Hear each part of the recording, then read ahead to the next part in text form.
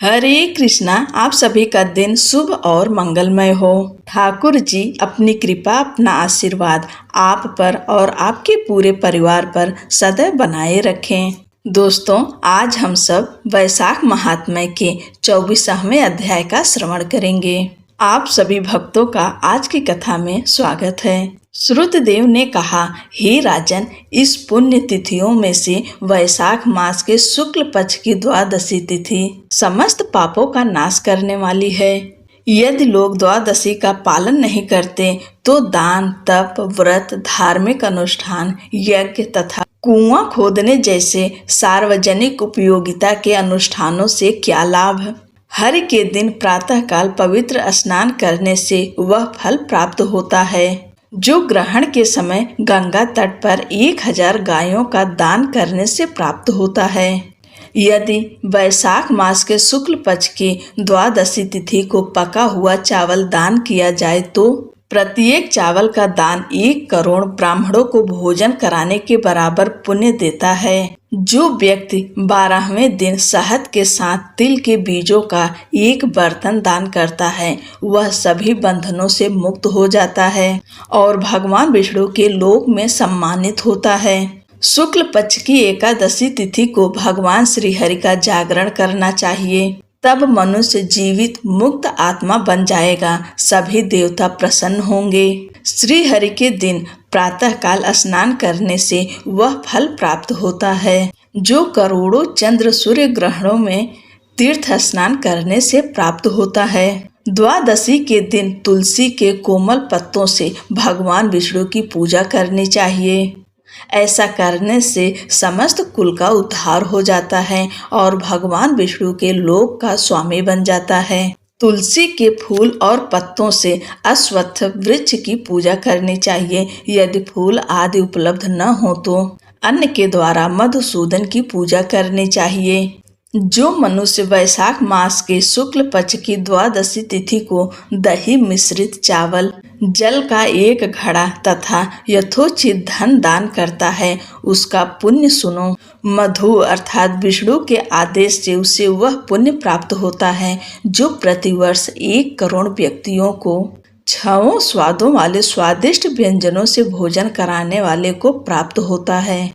जो मनुष्य वैशाख मास के शुक्ल पक्ष की द्वादशी तिथि को शालिग्राम पत्थर का दान करता है वह सभी पापों से मुक्त हो जाता है। यदि भक्त 12वें दिन मधुसूदन को दूध से स्नान कराए तो उसे राजसूय और यज्ञ यज्ञ से प्राप्त होने वाले पुण्य के बराबर पुण्य प्राप्त होता है। मधुसूदन की प्रसन्नता के लिए 13वें दिन दूध और दही में चीनी और शहद जैसी विभिन्न सामग्रियों से भगवान विष्णु की पूजा करनी चाहिए।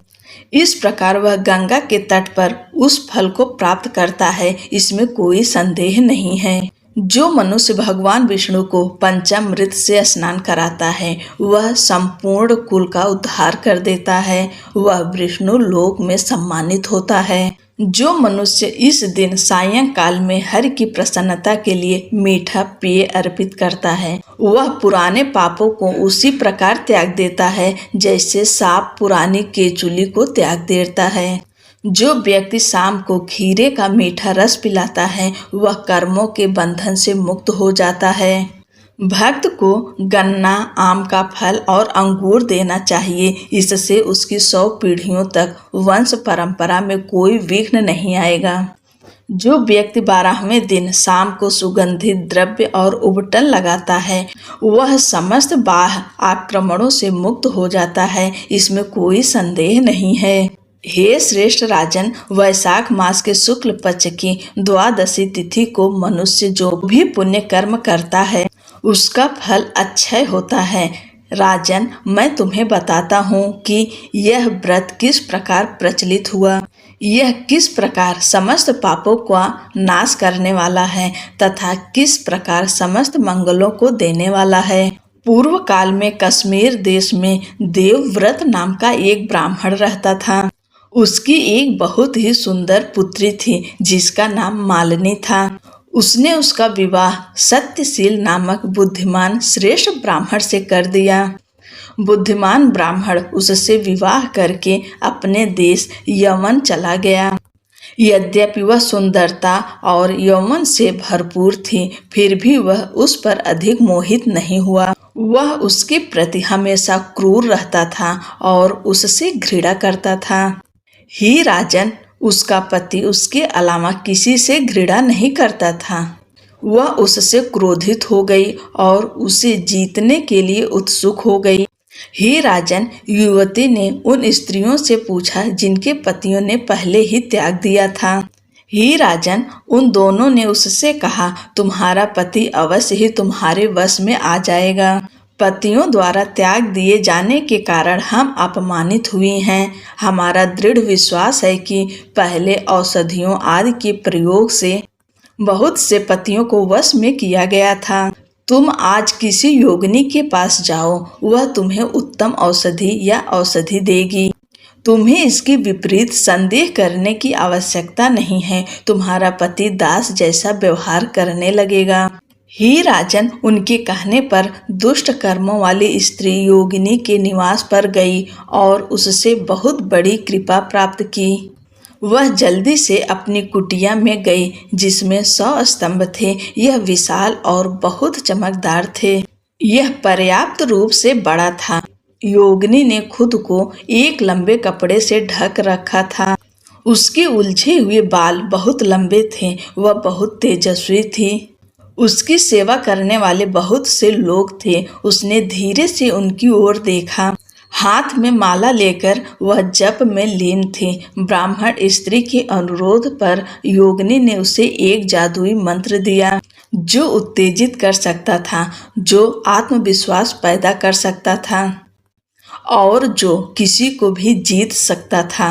फिर उसने योगिनी को प्रणाम किया और उसे एक बहुमूल्य अंगूठी दी जो हीरे और माणिक से जड़ी थी, जो बहुत ही चमकदार लाल आभा वाली थी, जो सोने से बनी थी, स्पर्श करने पर नरम थी और जिसकी चमक सूर्य की किरणों के समान थी। अपने पैरों में रखी अंगूठी देखकर योगिनी प्रसन्न हो गई।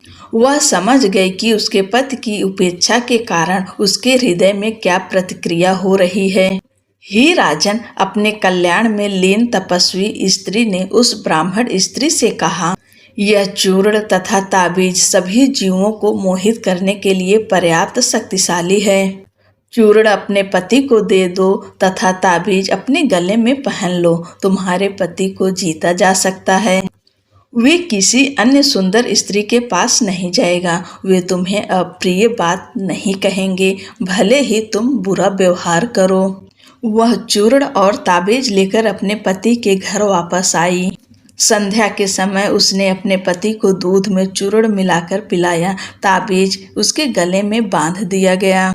उसके बाद उसे कोई चिंता नहीं हुई। हे श्रेष्ठ राजा, जिस स्त्री के पति ने चूर्ण के साथ दूध पी लिया था, वह चूर्ण के क्षय क्षय रोग से पीड़ित हो गया।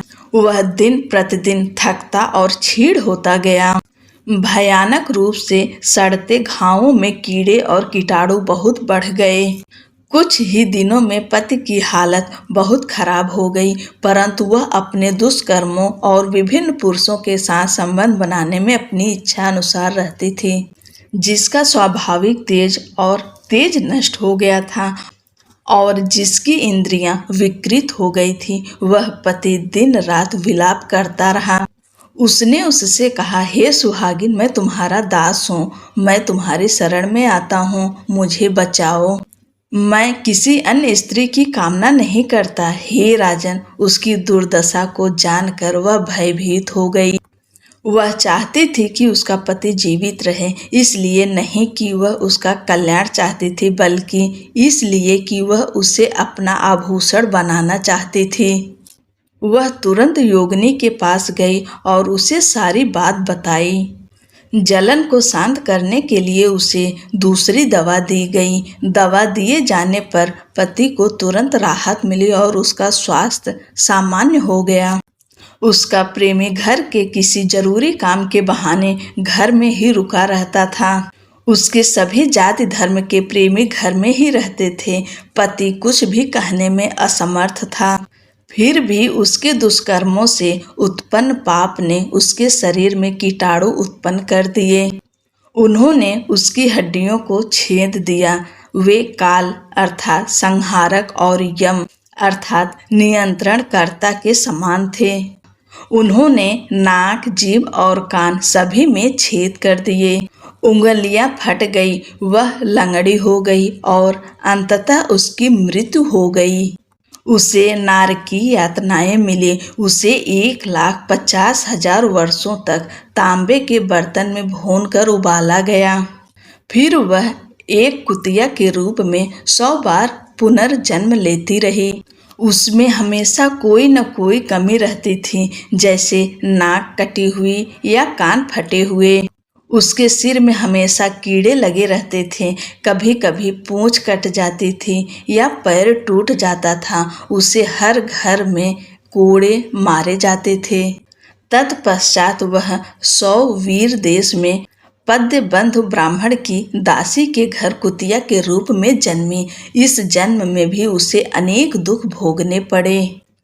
उसकी नाक कट गई, कान फट गए, आंखें क्षतिग्रस्त हो गई और पूंछ कट गई। वह बहुत परेशान थी। सिर में कीड़े पड़ गए और ही राजन इस जन्म में 30 वर्ष बीत गए। सौभाग्यवश अपने ही कर्म के फल स्वरूप अर्थात निम्नलिखित घटनाएं घटित हुई।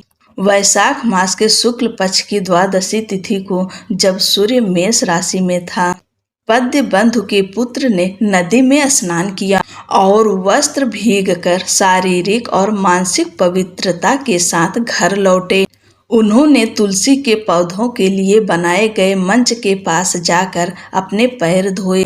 मंच के नीचे कुतिया सो गई। प्रातःकाल सूर्योदय के समय जब वह जल से स्नान करती थी, जिससे उसके पैर धोए जाते थे, तो तुरंत ही उसके सारे अशुभ कर्म नष्ट हो जाते थे और उसे अपने पूर्व जन्मों का स्मरण हो आता था। अपने द्वारा पूर्व में किए गए कर्मों को स्मरण करके वह कुतिया दयनीय रूप से चिल्लाने लगी और बोली, हे ऋषिवर, मुझे बचाओ। अपने बुरे कर्मों को स्मरण करके उसने महान तपस्वी को बताया। वह बहुत भयभीत हो गई। उसने तपस्वी को बताया कि उसने अपने पति को किस प्रकार विष दिया और उसने क्या क्या पाप किए। हे ब्राह्मण, यदि कोई अन्य युवती अपने पति को जीतने के लिए औषधि दे तो उसका आचरण दुष्ट होगा, उसका धर्म व्यर्थ होगा। उसे ताम्रभाजन नामक नरक में या तांबे के बर्तनों में तला और पकाया जाएगा। पति ही नेता और आधार है, पति ही उपदेशक है, पति ही श्रेष्ठ देवता है। यदि वह अपने पति के प्रति अहितकर कार्य करती है तो पतिव्रता स्त्री सुख कैसे प्राप्त कर सकती है।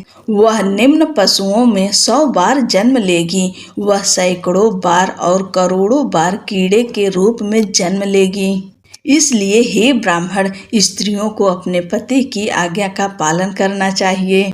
हे ब्राह्मण, यदि आज मैं आपके समक्ष आया हूँ और आपने मेरा उद्धार नहीं किया तो मुझे भी यातनाओं से भरे घृणित बुरे जन्मों का सामना करना पड़ेगा। हे ब्राह्मण, यद्यपि मैं पापी हूँ तथापि हे ब्राह्मण, मुझे अपना पुण्य देकर मेरा उद्धार करो।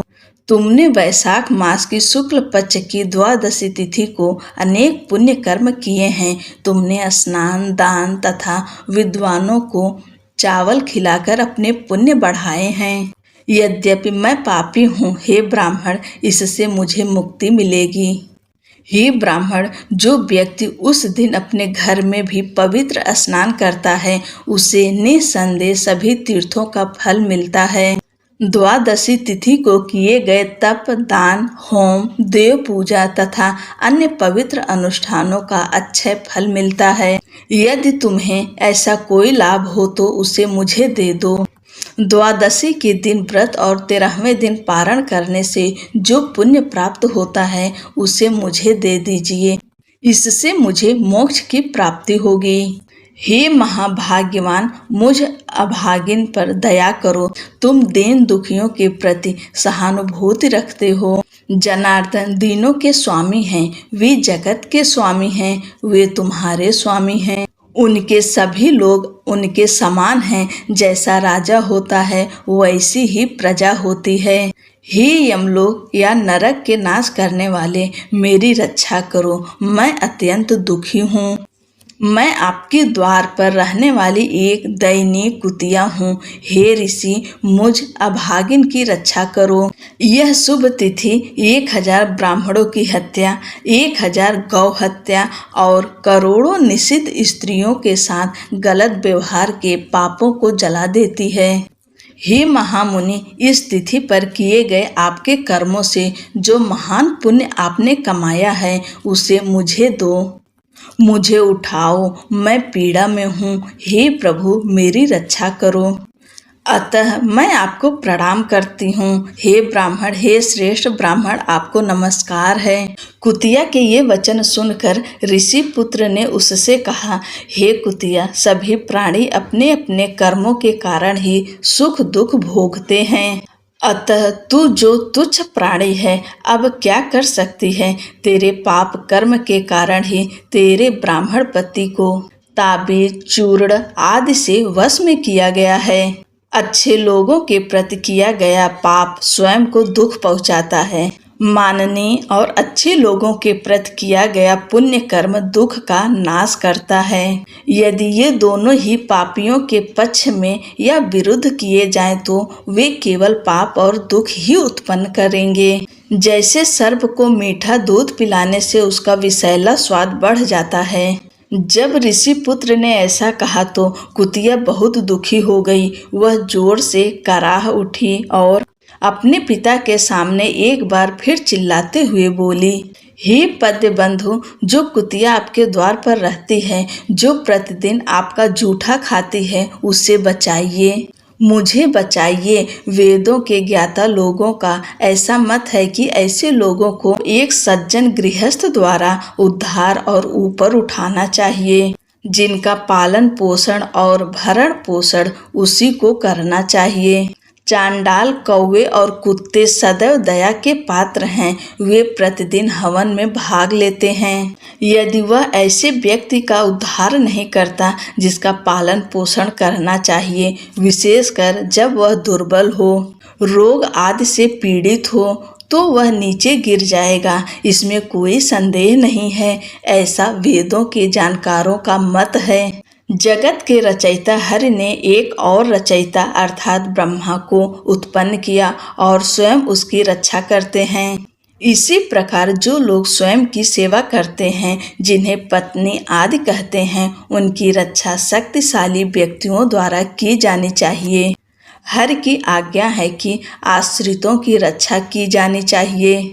यदि कोई जीव अपने आश्रितों की रक्षा करने के अपने कर्तव्यों की उपेक्षा करता है और अपना ध्यान कहीं और लगाता है, चाहे संयोगवश या जानबूझकर, तो वह भगवान का शत्रु है। वह सभी का हत्यारा है। वह यमलोक में जाता है, चूंकि यह आपका कर्तव्य है। और चूंकि आप दयालु हैं, इसलिए मुझे जो इस दयनीय स्थिति में हूँ मुक्ति दिलाइए। उस कुतिया के ये शब्द सुनकर बेटा तो घर में ही रहा, लेकिन दया के भंडार पद्य बंधु घर से बाहर निकल आए। उन्होंने उससे पूछा, यह क्या है? बेटे ने सारी बात कह सुनाई। बेटे के शब्द सुनकर उसे बहुत आश्चर्य हुआ। उसने उससे कहा, पद्य बंधु ने कहा, हे मेरे पुत्र, तुमने ऐसे शब्द कैसे कहे? हे उत्तम मुख वाले पुत्र, ये अच्छे लोगों के शब्द नहीं हैं। जो पापी अपने सुख के लिए सब कुछ करते हैं, वे तिरस्कार के पात्र हैं। देखो मेरे बेटे, सभी लोगों को दूसरों की सहायता के लिए काम करना चाहिए। चंद्रमा, सूर्य, वायु, रात्रि, अग्नि, जल, चंदन, वृक्ष और अच्छे लोग, ये सभी दूसरों की सहायता करते हैं। जब दधीचि को यह पता चला कि दैत्य अत्यंत शक्तिशाली हैं, तो उन्होंने दया पूर्वक देवताओं की सहायता के लिए अपनी अस्थियां दान कर दी। ही महान भाग्यशाली पहले राजा शिबी ने कबूतर की सहायता करने के कारण अपना मांस भूखे बाज को दे दिया था। पृथ्वी पर पहले जीमूत वाहन नाम का एक राजा था। उसने भी अपने प्राण दानवीर गरुड़ के लिए त्याग दिए थे। अतः विद्वान ब्राह्मण को दयालु होना चाहिए। भगवान इंद्र पवित्र लोगों पर वर्षा करते हैं, लेकिन क्या वे अशुद्ध लोगों पर भी वर्षा नहीं करते? क्या चंद्रमा चांडालों के घर को भी सदैव प्रकाशित नहीं करता? अतः मैं इस कुतिया को जो बार बार विनती कर रही है, अपने पुण्यों से उसी प्रकार बचा लूंगा जैसे कोई कीचड़ में डूबी हुई गाय को ऊपर उठा लेता है। इस प्रकार उस अत्यंत बुद्धिमान ने अपने पुत्र को अस्वीकार करके वचन दिया। द्वादशी तिथि से उत्पन्न महान पुण्य दिया जाता है। हे कुतिया, अपने सभी पापों से मुक्त होकर हरि के धाम जाओ।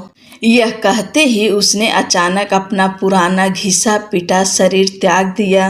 वह दिव्य रूप वाली एक तेजस्वी महिला बन गई। उसमें 100 सूर्यों के समान तेज था, जो देवी सावित्री के समान था। वह उस ब्राह्मण से विदा होकर 10 दिशाओं को प्रकाशित करती हुई चली गई। उसने स्वर्ग में उत्कृष्ट सुखों का आनंद लिया और बाद में उर्वशी नाम से पृथ्वी पर नर और नारायण से जन्म लिया। वैशाख मास के शुक्ल पक्ष की द्वादशी तिथि के प्रभाव से वह देवताओं की प्रिय बन गई और उसे दिव्य कन्या का पद प्राप्त हुआ। वह कुतिया देवी बन गई। उसने योगियों के समान रूप प्राप्त कर लिया। अग्नि के समान तेज वाली अति उत्तम तथा अभिलाषी हो गई। वह परम कामनामय है, जिसे पाकर महात्मा भी मोहग्रस्त हो जाते हैं। तत्पश्चात पद्य बंधु ने उस तिथि को प्रसिद्ध किया।